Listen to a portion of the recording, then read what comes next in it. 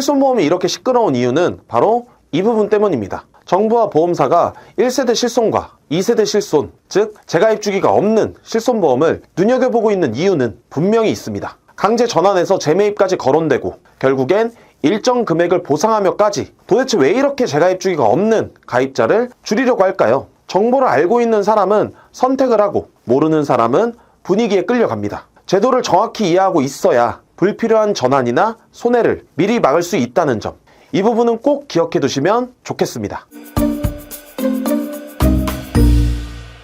세상 모든 보험 이야기, 보험 라디오입니다. 실손보험 너무 시끄럽지 않나요? 5세대 실손 출시부터 재가입 주기가 없는 1세대, 2세대 재매입까지 그만큼 우리 소비자들은 신경 쓸 수밖에 없는 상황입니다. 이번 개편으로 MRI, 도수치료, 영양제와 같은 일부 비급여 항목은 실손보험 보장에서 제외되고 자기부담금 비율도 기존보다 크게 높아질 예정입니다. 이 변화에서 가장 주의 깊게 봐야 할 부분은 신규 가입자뿐 아니라 기존 실손보험 가입자들 역시 향후 제도 변화에 영향을 받을 수 있다는 점인데요. 현재 가입 중인 실손보험이 1세대나 2세대라고 해서 완전히 예외라고 보기는 어려운 상황이고 초기 논의 과정에서는 강제 재매입이나 전환 가능성까지 언급되기도 했습니다. 우리 모두 당황스럽기도 했었죠. 물론 이런 변화가 무조건 불리하게만 작용한다고 단정할 수는 없습니다. 상황에 따라서 누군가에겐 득이 될 수 있고 누군가에겐 실이 될 수도 있는 양날의 검이기도 합니다.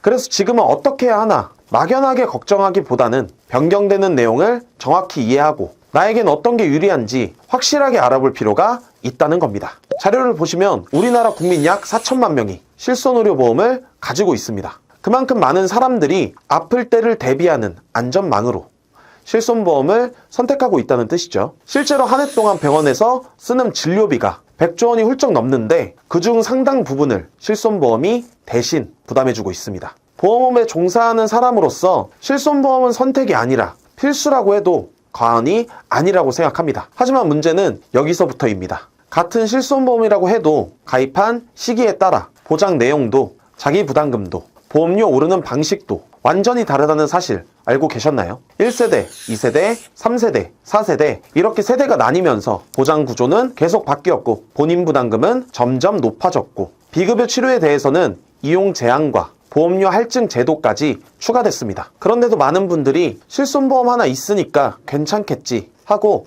정확한 내용은 모른 채 그냥 유지하고 계십니다. 갱신은 몇 년마다 되는지, 자기 부담금은 몇 %인지, 언제까지 보장이 되는지, 재가입 때 조건이 어떻게 바뀌는지 이걸 모른 채 가지고 있는 실손은 안전망이 아니라 언젠간 부담이 될 수도 있는 큰 보따리를 가지고 있는 셈일 수도 있습니다. 그래서 오늘 영상에서는 내 실손보험이 과연 1세대인지 2세대인지 아니면 3세대, 4세대인지부터 시작해서 각 세대별로 무엇이 어떻게 다른지 그리고 지금 시점에서 반드시 점검해야 할 핵심 포인트들을 차근차근 정리해드리겠습니다. 끝까지 보시면 나는 지금 이 실손을 계속 가져가야 하는지 아니면 전략을 바뀌어야 하는지 스스로 판단하실 수 있을 겁니다. 본 광고는 광고심의 기준을 준수하였으며 유효기간은 심의일로부터 1년입니다. 정리를 한번 해보겠습니다. 실손보험은 가입 시기에 따라 1세대부터 4세대까지로 나뉩니다. 2009년 10월 이전에 가입했다면 1세대, 통화는 소액공제만 하고 대부분 보장합니다. 이번은 자기 부담금이 거의 없는 가장 좋은 구조였죠. 2009년 10월부터 2017년 3월 사이라면 2세대, 급여 비급여 모두 10에서 20% 정도 자기 부담금이 생긴 시기죠. 2017년 4월부터 2021년 6월까지는 3세대. 이때부터 대표적인 비급여 치료인 도수치료, MRI, 비급여 주사 같은 3대 비급여가 특약으로 빠지고 해당 항목은 자기 부담금 30%가 적용됩니다. 2021년 7월 이후 가입자는 4세대, 급여 20%, 비급여 30%로 자기 부담금 구조가 더 명확해졌고 비급여 이용량에 따라 보험료가 할인, 할증되는 구조까지 들어왔습니다. 여기서 정말 중요한 건 세대보다 재가입 주기입니다. 1세대는 재가입이 없습니다. 한번 가입하면 그 조건을 평생 유지합니다. 3세대는 15년, 4세대는 5년마다 재가입을 해야 합니다. 재가입이란 그 시점에 판매 중인 실손으로 갈아타야 한다는 뜻입니다. 가장 헷갈리는 게 2세대인데요. 2013년 3월 31일 이전 가입자는 재가입이 없고 그 이후 가입자는 15년 재가입 주기가 있습니다. 본인도 모르게 재가입 대상인 분들이 굉장히 많다는 거죠. 만약 앞으로 5세대 실손으로 넘어가게 되면 자기 부담금은 더 올라가고 도수치료나 영양주사 같은 비급여는 보장이 안 될 가능성도 커집니다. 이건 보험 하나 바뀌는 문제가 아니라 치료 선택 자체가 달라질 수 있는 문제입니다. 그래서 실손보험은 막연히 불안해할 게 아니라 내가 몇 세대인지, 재가입 대상인지 아닌지부터 정확히 아는 게 가장 중요합니다. 5세대 실손보험을 조금 더 냉정하게 들여다보면 모든 게 다 나빠졌다고만 보기는 어렵습니다. 우선 급여진료부터 보면 보장 범위 자체가 기존 실손과 비교해 줄어들었다 보기는 힘듭니다. 자기부담금도 급여 기준 20% 수준으로 현재 4세대 실손과 체감 차이가 크지 않은 구조입니다. 오히려 눈에 띄는 변화는 그동안 실손보험에서 사실상 사각지대였던 부분입니다. 바로 임신, 출산 관련 급여 의료비입니다. 기존 실손보험은 임신과 출산을 질병이 아니다라는 이유로 원칙적으로 보장 대상에서 제외해 왔습니다. 그런데 5세대부터는 급여 부분에 한해서 임신, 출산 의료비를 처음으로 실손에 적용됩니다. 저출산이 국가적 문제로 떠오른 상황에서 이 부분은 정책 방향과도 맞닿아 있고 실제로 체감 혜택을 받게 될 분들도 분명히 생길 수 있는 변화입니다. 결국 5세대 실손보험은 무조건 나쁘다고 단정하기보다는 급여 보장은 유지하면서 일부 영역은 오히려 확장된 구조라고 보는 게 더 정확한 평가일 수 있습니다. 그래서 더 중요한 건 남들이 좋다, 나쁘다에 휘둘리는 게 아니라 내가 어떤 치료를 주로 받는지, 현재 어떤 세대 실손을 가지고 있는지, 앞으로 재가입 대상이 되는지 이 기준으로 유불리를 냉정하게 따져보는 판단입니다. 실손보험은 상품을 고르는 문제가 아니라 앞으로의 의료비 전략을 세우는 문제라는 점, 이 부분을 꼭 기억하셔야 합니다. 반대로 비급여 영역은 정말 한 번 더, 두 번 더 냉정하게 보셔야 합니다. 솔직히 말씀드리면 개인적으로 관련 자료를 처음 봤을 때 이 정도까지 바뀔까 이런 말이 먼저 나왔습니다. 단순히 보장 조금 줄이고 자기부담금 조금 올리는 수준이 아니라 실손보험의 역할 자체를 다시 정의하는 구조에 가깝기 때문이죠. 이대로 확정된다면 기존 실손을 계속 끌고 가는 것보다 차라리 비갱신형상의 질병보험을 따로 준비하는 게 더 합리적일 수도 있겠다는 생각이 들 정도로 패러다임이 바뀝니다. 원래 실손보험의 가장 큰 장점은 뭐였을까요? 암 같은 큰 병만 대비하는 게 아니라 감기, 장염, 허리를 삐끗하거나 물리치료, 주사치료처럼 일상에서 자주 반복적으로 발생할 수 있는 소액, 다빈도 의료비까지 폭넓게 커버해준다는 점이었습니다. 그런데 5세대 실손에서는 이 비급여를 중증과 비중증으로 명확하게 나눠서 질병의 무게에 따라 보장 방식 자체를 완전히 다르게 가져가려는 흐름이 보입니다. 여기서 말하는 중증 질환은 암이나 뇌혈관, 심장질환 또는 희귀 난치병, 중증 화상, 중대 외상처럼 건강보험 상정 특례가 적용되는 질환들입니다. 그리고 그 외 대부분의 질환은 전부 비중증으로 분류됩니다. 중증 질환은 원래 보험이 가장 먼저 책임져야 할 영역이죠. 그래서인지 이쪽 구조를 보면 4세대 실손과 거의 비슷합니다. 연간 한도 5천만 원, 통원 회당 20만 원, 자기부담금 입원 30%, 통원 30% 또는 3만 원. 이 부분은 개선됐다기보다는 이 정도는 유지돼야 한다는 최소선에 가깝습니다. 다만 하나 반가운 변화는 있습니다. 4세대에서 사라졌던 비급여 연간 자기부담금 상한선이 중증 질환에 한해 다시 생긴다는 점입니다. 5세대에서는 중증 비급여의 경우 1년 동안 내가 부담하는 금액이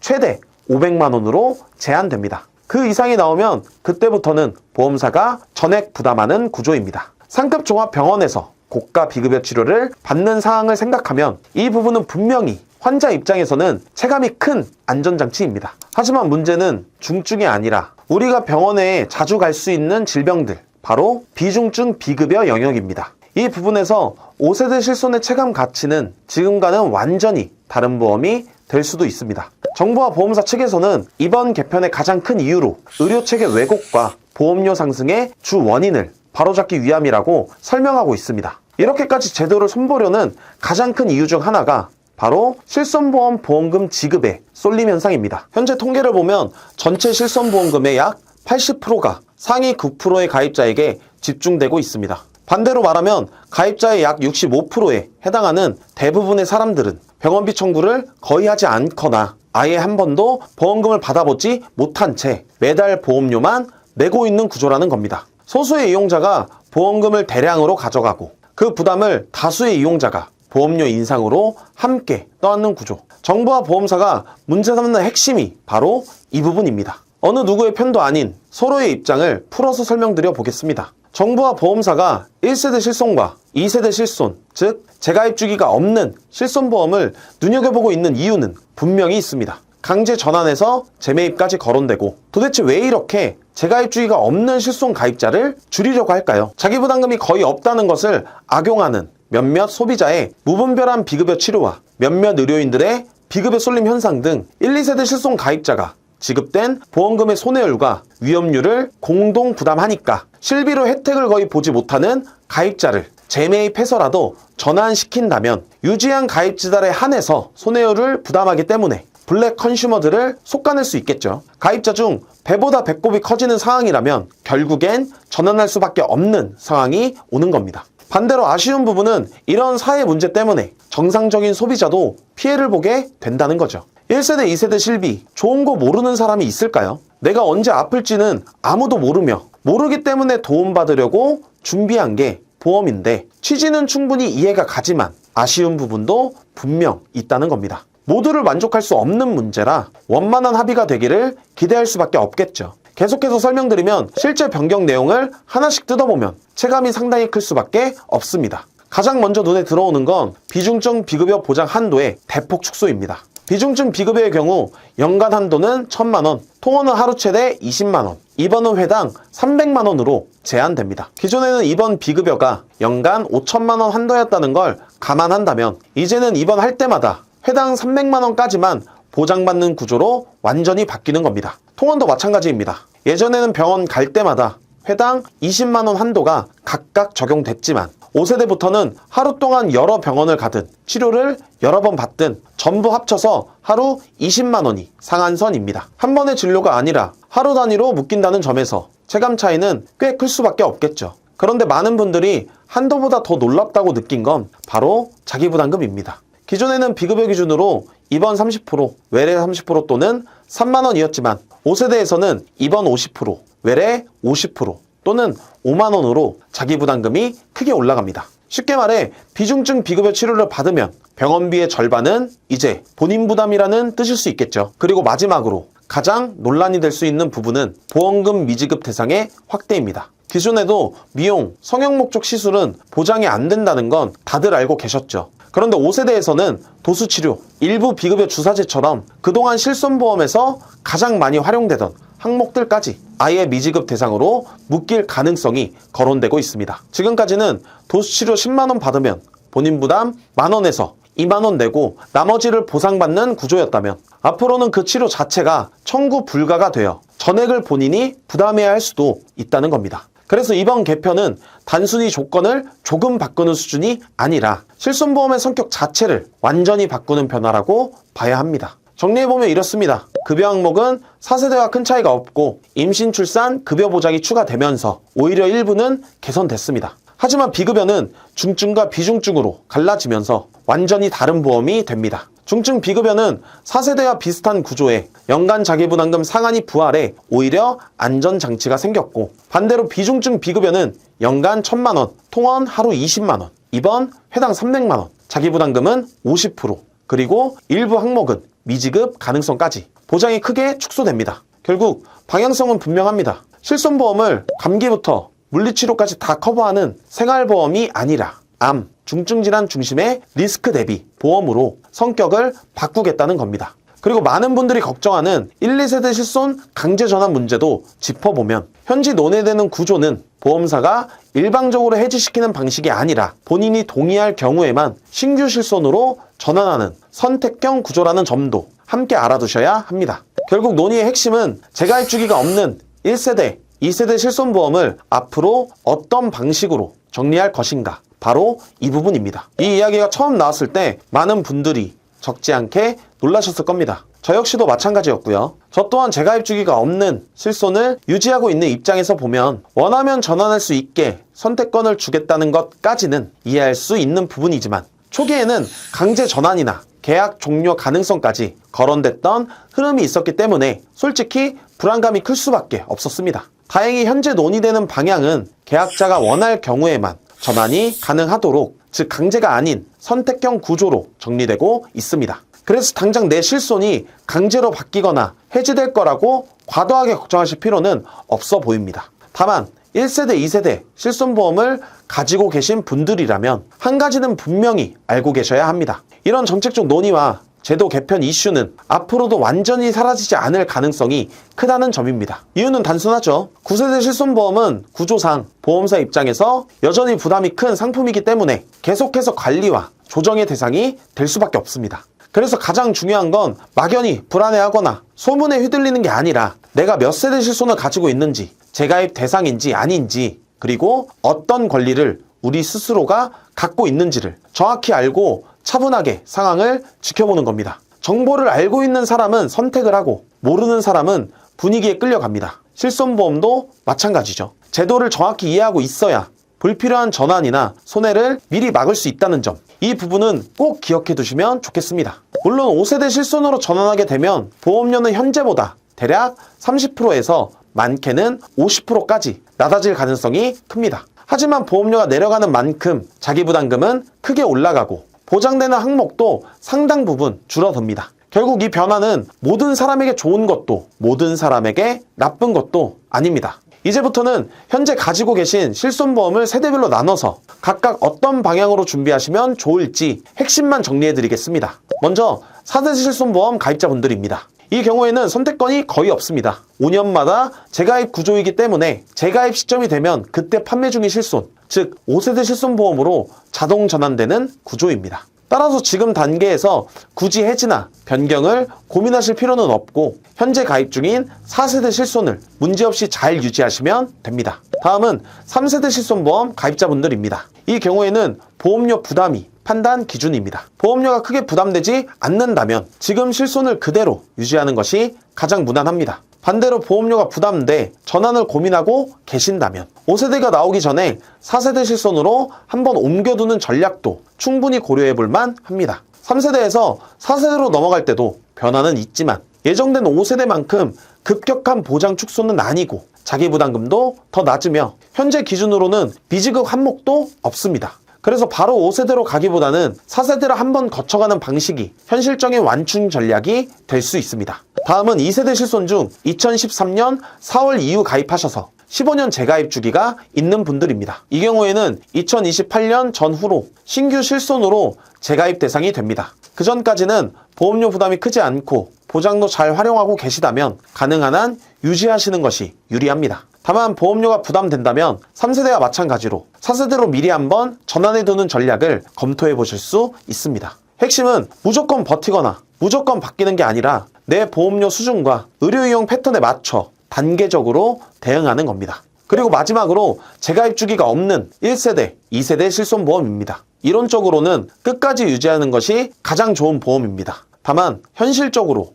보험료가 부담된다면 변경을 고민하는 것도 맞는 선택입니다. 아무리 좋은 보험이라도 유지할 수 없으면 의미가 없기 때문입니다. 이 경우에는 혼자 판단하기보다는 반드시 전문가와 상담을 통해 현재 보장과 전환 후 구조를 정확히 비교한 뒤 결정하시는 게 안전합니다. 마지막으로 현재 실손보험이 아예 없으신 분들, 4세대든 앞으로 나올 5세대든 세대와 상관없이 실손보험은 반드시 준비하셔야 할 1순위 보험입니다. 실손은 수많은 보험 중에서도 의료비를 직접적으로 막아주는 가장 기본이 되는 안전망이기 때문입니다. 특히 현재 판매 중인 4세대 실손은 보험료 수준도 비교적 합리적이고 자기부담금도 과하지 않으며 보장 범위 역시 아직까지는 충분한 편입니다. 그래서 실손보험이 없으신 분들이라면 다른 보험보다도 가장 먼저 실손부터 준비하시는 것을 우선적으로 권해드립니다. 아직까지 우리는 노화를 막을 수는 없죠. 우리는 시간이 지날수록 자연스럽게 몸이 약해지고 나이가 들수록 병원에 갈 확률도 자연스럽게 높아질 수밖에 없습니다. 5세대 실손보험이 이전과 많이 달라지는 건 사실이지만 암, 뇌혈관 질환, 심장 질환처럼 인생에서 가장 큰 부담이 되는 중증 질환에 대한 보장은 오히려 4세대보다 강화되는 부분도 분명히 존재합니다. 다시 한번 말씀드리겠습니다. 정보를 알고 있는 사람은 선택을 하고 모르는 사람은 분위기에 끌려갑니다. 제도를 정확히 이해하고 있어야 불필요한 전환이나 손해를 미리 막을 수 있다는 점, 이 부분은 다시 한번 기억해 두시면 좋겠습니다. 보험라디오 전문가팀에서는 매달 30개 이상의 손해보험사와 생명보험사 약관을 직접 분석하고 비교하여 시청자분들이 보다 합리적인 선택을 하실 수 있도록 도움을 드리고 있습니다. 내 보험을 혼자 판단하기 어렵다고 느껴지시거나 전반적인 점검과 관리가 필요하다고 생각되신다면 우측 상단의 직통 전화번호나 댓글창 상단의 상단 신청 링크를 통해 언제든지 편하게 문의 주시기 바랍니다. 오늘 영상이 도움이 되셨다면 구독과 좋아요, 알림 설정, 그리고 영상 공유까지 부탁드립니다. 양질의 컨텐츠를 만드는데 큰 힘이 됩니다. 지금까지 보험 라디오였습니다. 감사합니다. 본 광고는 광고심의 기준을 준수하였으며 유효기간은 심의일로부터 1년입니다.